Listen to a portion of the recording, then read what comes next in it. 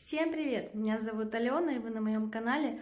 И сегодня первый влог про ремонт, который выходит в 2020 году. Для начала, конечно же, хочу поздравить всех вас с наступившим 2020 годом, с прошедшим Рождеством, с прошедшим Старым Новым годом, если вы его еще отмечаете.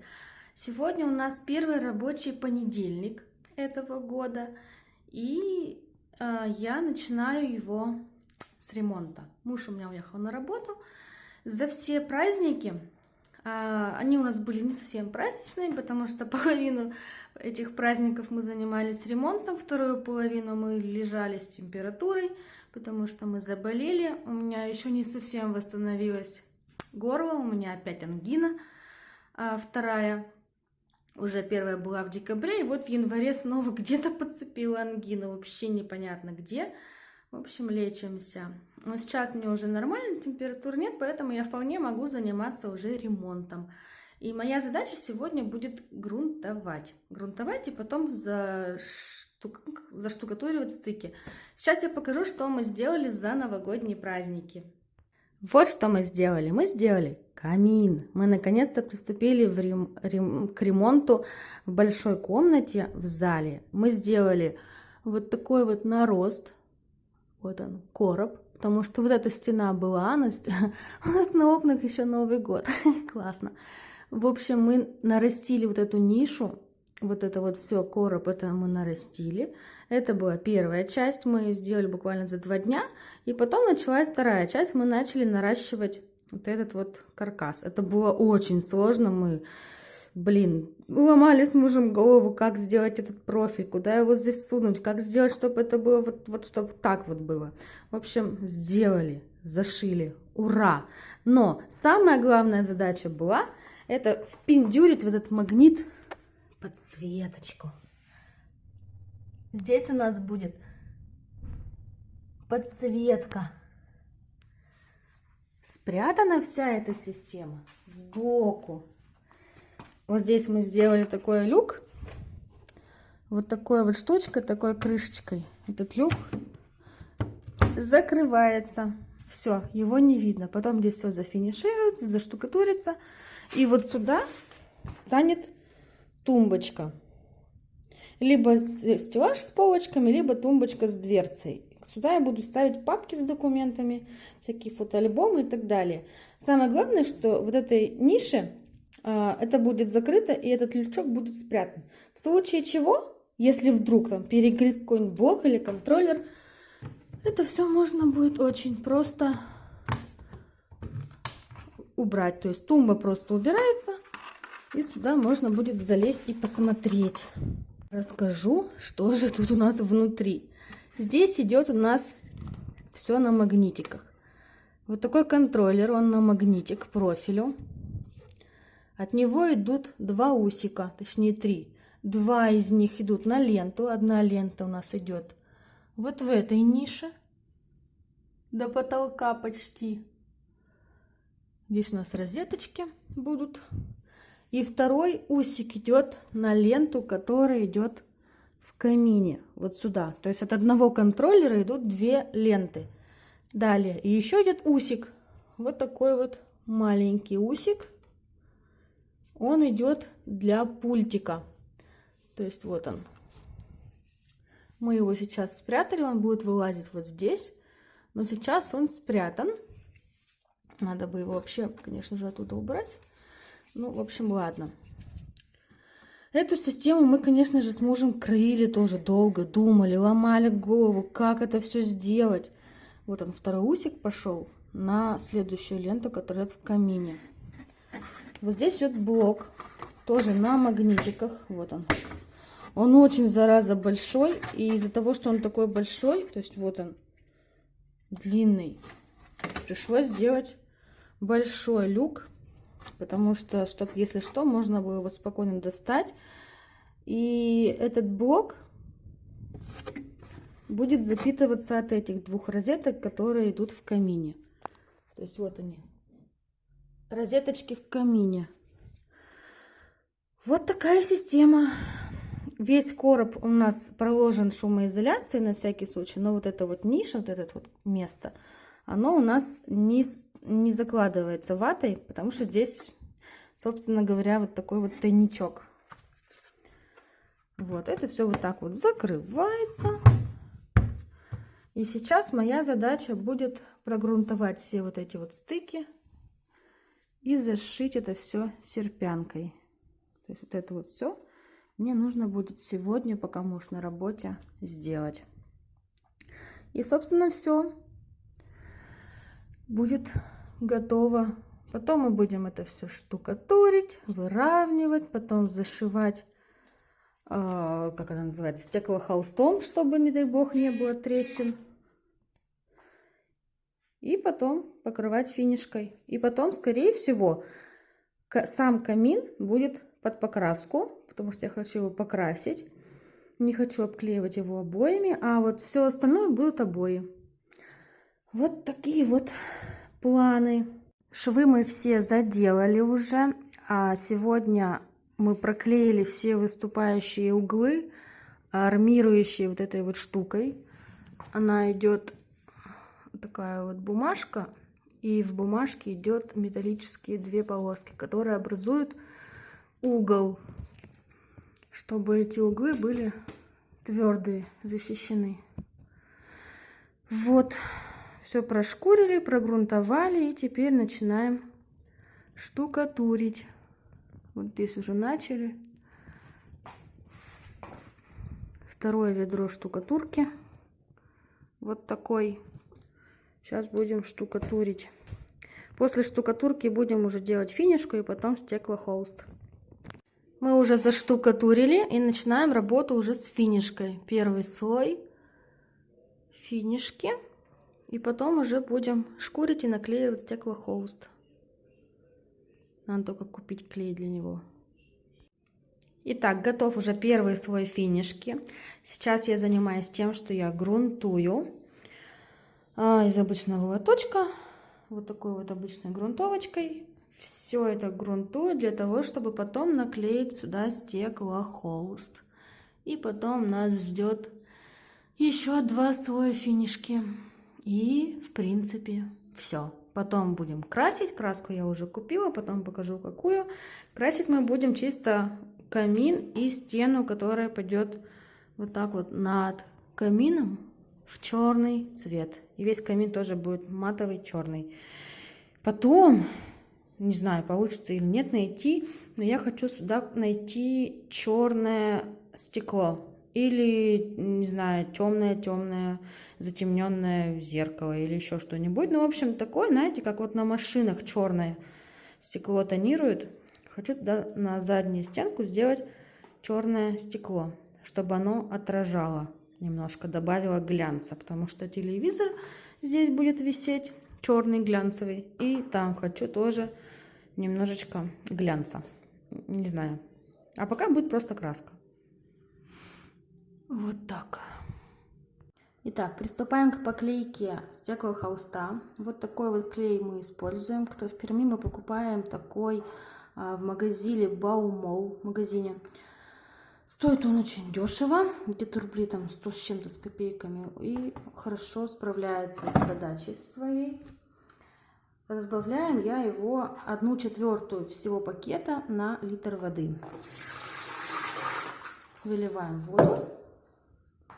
Берем 1/4 пакета, вот такую палочку. Это у меня палочка осталась от елки, которая попалась в 99 рублей в фикс-прайсе. Мешаем по часовой стрелке и всыпаем порошок.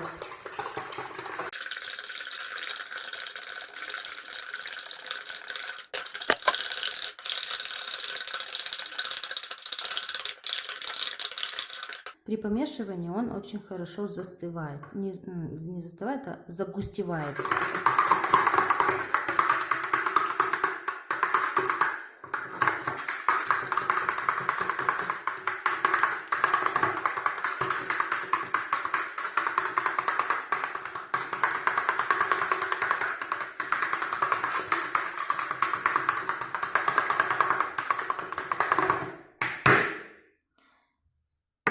Клей готов. Сейчас будем наносить клей на подготовленную, уже прогрунтованную и подсохшую поверхность. Наносим прям жирно.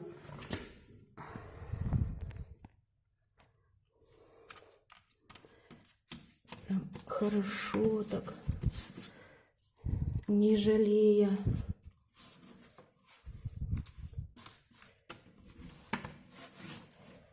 Наносится клей в 2 слоя. Сначала клей, потом стеклохолст. Я, если честно, не знаю, видно там что-то или нет, потому что я наношу клей на верхнюю часть, внутри камина уже, потому что в основном везде, в остальных местах мы уже проклеили. То есть это вот часть, она уже со стеклохолстом. И осталась мне только вот эта вот верхняя часть. Тут у меня как раз проходит лента светодиодная, заклеенная малярным скотчем, чтобы ничего не мешало ей. Ну, чтобы не задевать ее, короче говоря.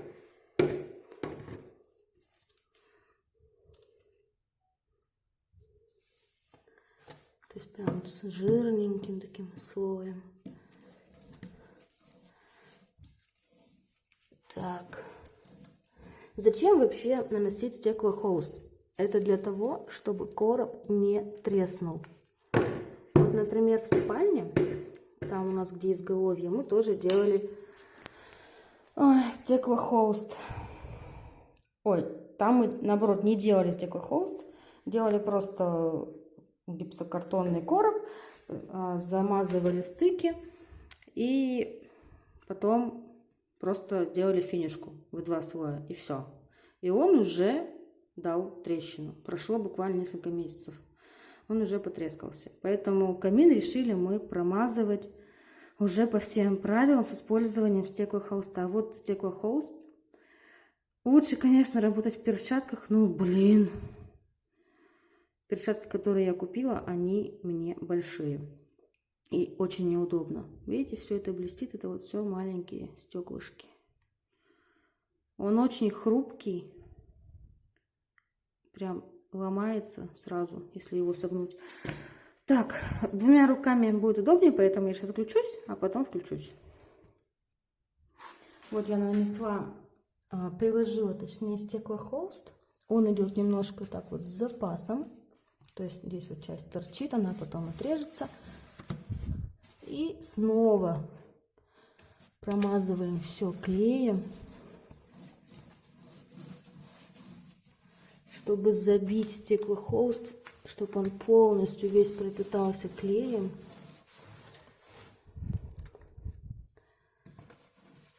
Вот так вот прям жирно.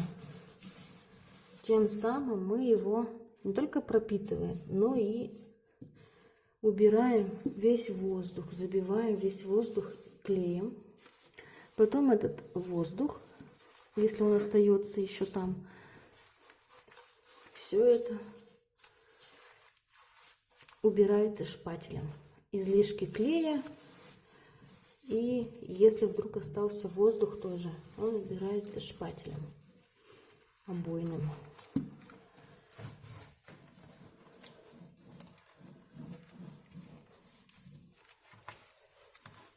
Самое сложное это уже после того, как стеклохолст приклеится, клей высохнет, нанесется 2-й слой финишки, и это все надо будет шкурить.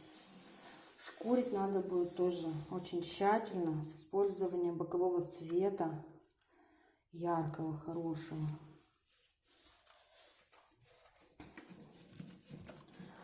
В общем, так, я промазала.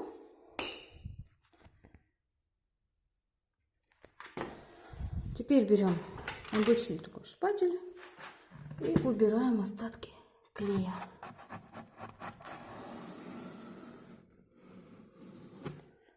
Вот он, весь этот клей.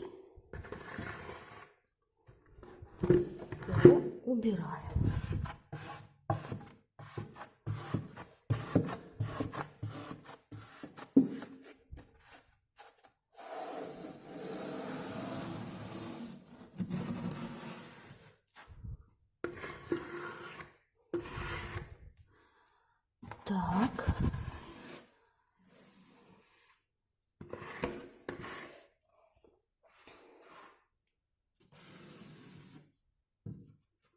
Он настолько хрупкий, что режется буквально вот таким вот шпателем.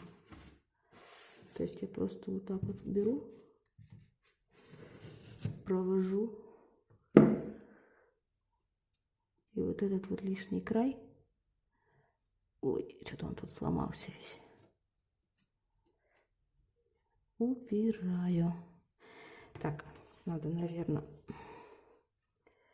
чем-то его подцепить бы. Не могу.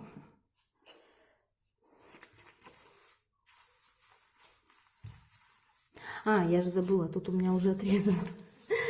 Ай. Так.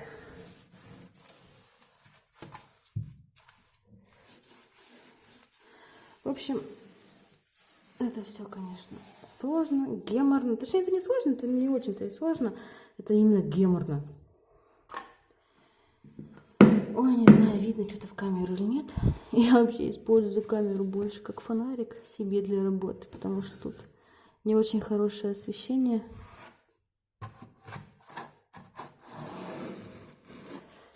И так мне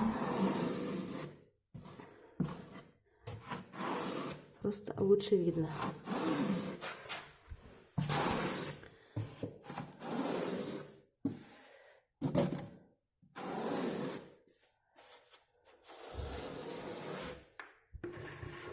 Вот.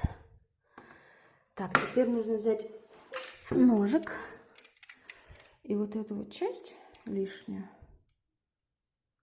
вот это вот, то, что у нас торчало, блин, она уже прям, видите, ломается, рвется.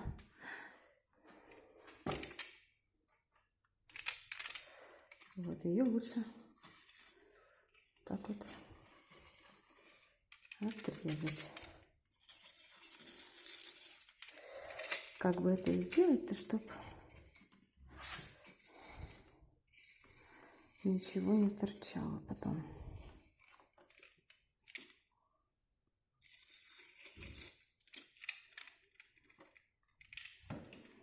Вон сколько этих кусков валяется. Так, вот это вот все надо убирать.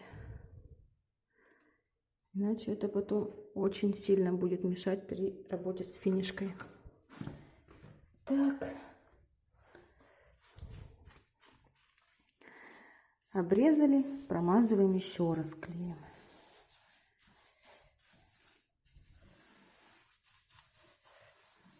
У меня на всю эту стену ушла целая коробка клея.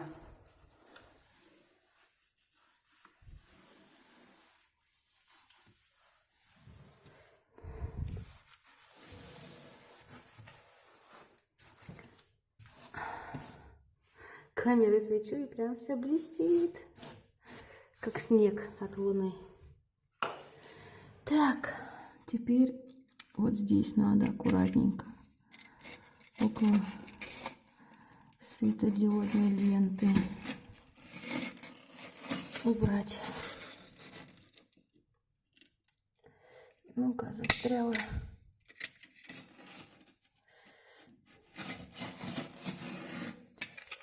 Так.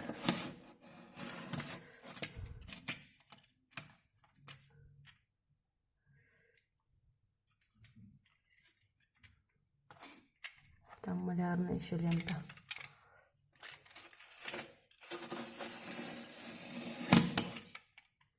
Так.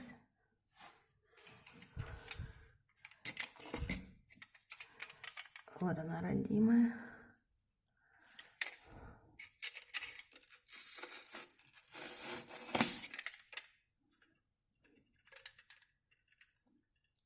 Такс.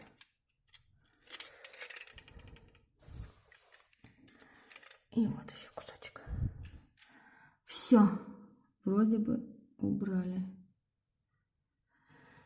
Ой, не очень, конечно, если красивенько все аккуратненько выглядит. Тут лента вообще куда-то запала. Ну ладно, это все потом поправится. Так, еще раз клеим, чтобы уж наверняка. И все, эта область у нас готова.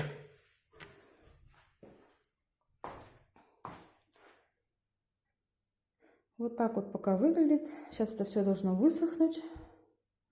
Вот это все мы уже обклеили стеклохолстом. Боковушки, внутри все. Вот эту часть тоже уже приклеили. Да, тут вот надо будет, наверное. Ну, хотя, может, и не надо резать тут. Тут вот что-то плохо.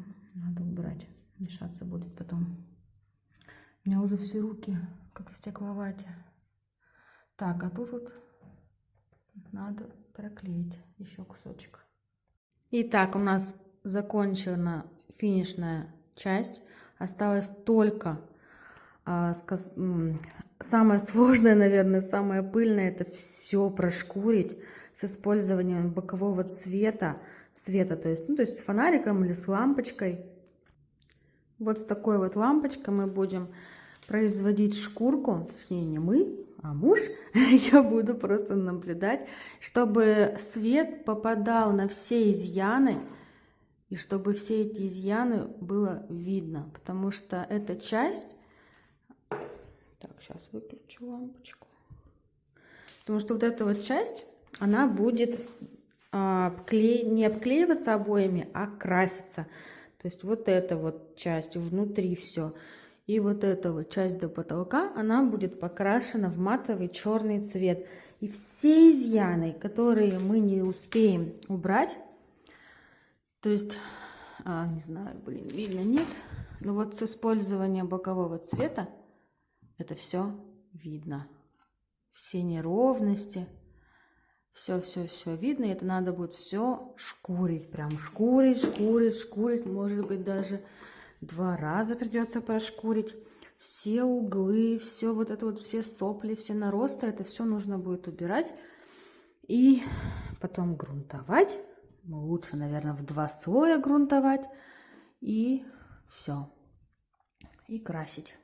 И вот он уже почти готовый камин. Мы его уже зашкурили после того, как наклеили стеклохолст. Дважды нанесли финишку и окончательно уже под лампой прошкурили. В общем, все, он готов. Его осталось только прогрунтовать и покрасить. Моя работа сегодня заключалась в том, что я убрала всю эту пыль, которая была после того, как все прошкурили. Руки у меня вон все белые в этой самой пыли. Я уже вырезала дырки под розетки. Осталось поработать немножко в кладоискателе, или как это называется, в археологии, чтобы отклеить вот эту малярную ленту со всего профиля. Здесь вот я уже начала. Но как же это сложно, потому что малярная лента, она затвердела, стала каменной. Тут вот начала тоже. Здесь вот. Тут у нас светодиодная лента выходит, и она потом пойдет вон туда. Тут тоже вырезала. Ай, как теперь ее достать? Вся эта система у нас прячется здесь. Вот. То есть вот эта вот штука вылезет вот здесь. Вот тут вылезет, соединится с лентой и будет все работать. Пока она там сидит, пускай сидит. Так, вот это тоже вырезала. Видите, какой слой получается у нас? Примерно 2 миллиметра. Это штукатурка, стеклохолст и 3 слоя финишки.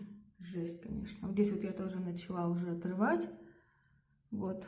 И она очень сложно прямо отковыривается. Вот прям по чуть-чуть. Такими вот кусочками. Называется «Прощай, маникюр». Я уже даже не знаю, чем это все отколупывать. Тут в углу так неудобно это. Но делать нечего, потому что если это не убрать, Не будет у меня подсветки в нише. А ее вон еще сколько до потолка. Ну, в общем, такой вот фронт работ. Убрать малярную ленту, отколупать, потом все это прогрунтовать и покрасить, и все. И можно будет заказывать мебель. Здесь будет тумбочка, и тут будет тумбочка, и единая столешница. И все. Можно будет уже перетаскивать мебель обратно. А, нет, еще же обои, еще потолок. В общем, работы тьма. Ну что, в принципе, все. Конечный, финальный этап. Покраска. Краска вот такая. Называется ProLatex. Она идет конкретно под колеровку. То есть это матовая была основа прозрачная, и ее заколеровали на специальном таком станочке, в такую штуку поставили, потом она бултыхалась там, крутилась, вертелась, и вот стала черная. До этого она была как кисель такая, полупрозрачная. Краска у нас получается чисто черная. Взяли такой вот лоточек, я его делала, ну, как сказать, обтянула фольгой, чтобы сам лоток не морался, и можно было потом его еще использовать. Кисточка, валик маленький и валик вот такой большой. Нам порекомендовали вот такой валик для лучшего прокрашивания, и он имел, как сказать, больше краски остается на стене, то есть он мало в себя краски берет. Получается более экономичное расходование. Нам сказали, что вот этой баночке здесь получается вот такой расход. Нам сказали, что на нашу стенку такой баночки должно хватить. Здесь у меня, по идее, где-то 1,5 литра, что ли? Ой, не знаю, где написано. А вот 1,2 кг. Вот лампочка, потому что освещение здесь у нас не очень хорошее. Всего пару лампочек на всю комнату. И вот камин. Тут я уже начала прокрашивать. Вроде красится хорошо. Под все розетки мы вырезали. Свечки купила в фикс-прайсе. Точнее, это подсвечники из коллекции Loft. Мне кажется, они прям создают такое настроение. Я взяла малярную ленту и сделала границу. То есть здесь будет краска, а там уже будут обои.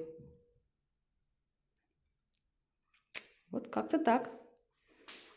Клеенку постелила, чтобы линолеум не заляпать. А эту часть линолеума и тот кусочек мне, в принципе, не важно. Потому что здесь все равно будет тумба. И здесь тоже все малярной лентой обклеила. В принципе, все. Осталось только красить. Но почему-то мне как-то очково. Не знаю почему. Ладно, глаза боятся, руки делают. Будем красить. Должно хватить на 2 слоя. Сейчас мы ее помешаем и приступим. Потом покажу, что получилось. Прошло полчаса. Покрасила внутри и лицевую часть камина. И мне, блин, так нравится вообще. Это пока один слой, будет еще второй. Но второй слой будет уже завтра. То есть надо, чтобы он сутки простоял. Ну, не сутки, хотя бы часов 12. Вот. Ну, прям такой прикольный. Так вот выглядит при входе в комнату. Классно. Вообще. Верхнюю часть не буду красить. Покрашу только стенку вот эту. А это будет белая столешница. И, не знаю, мне кажется, нет смысла ее все равно красить. Вот эту часть покрашу, если краска останется. А пока мне главное вот эту стену выкрасить. Вот эту вот. А боковушки это уже так. А, и вот эту боковушку, да, надо. А вот это будет спрятана тумба, и я считаю, что это можно и не красить особо. Вот так у меня получилось на первый раз. Ну, на первый слой. Ушло у меня половина банки краски. Буду очень стараться, чтобы хватило еще и на второй слой. Когда пройдем вторым слоем, будем устанавливать розетки. И уже можно будет пользоваться. Решили тумбочки делать своими силами. Потому что на заказ что-то как-то очень дорого выходит. Примерно на 10 тысяч. Примерно на 10 тысяч 2 тумбочки. Но это же бред, да? Как-то так. Будем сами делать. Решили, что там ничего сложного нет. Тут сбоку я тоже решила все прокрасить.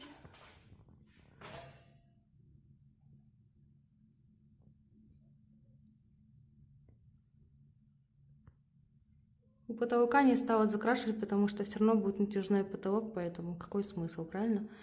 В общем, вот так. Такой вот у меня черненький каминчик. Как классно. Вот, собственно, и готов наш камин.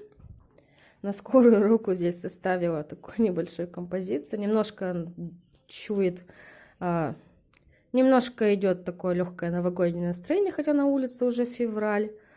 Но что было, в общем? Здесь мы уже повесили кронштейн под телевизор. Осталось только повесить сам телевизор. Розеточки уже все стоят, все работает. Все отлично. Здесь вот у нас вышел усик для вот этого пульта, чтобы можно было переключать свет.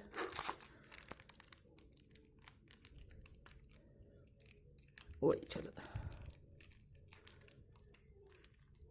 Вот, стал красным. Вот это, конечно, порнография так и остается у нас, потому что никак это ничем не закрыть. Но здесь, по идее, будет столешница. И здесь будет дверца. То есть это, по идее, будет не видно. Здесь розеточки. Лента. Вот этот вот дверца, люк. За этим люком находится сам блок, контроллер. Или кто там еще. Ну, короче, вся система. И, собственно, сам камин.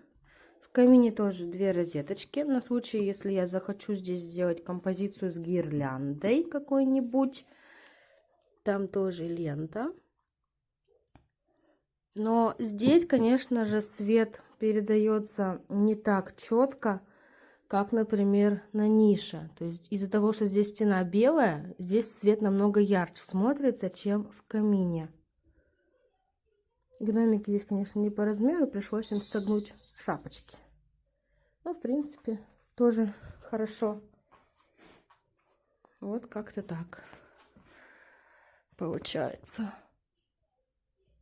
Шторы я уже повесила. Вот так это выглядит.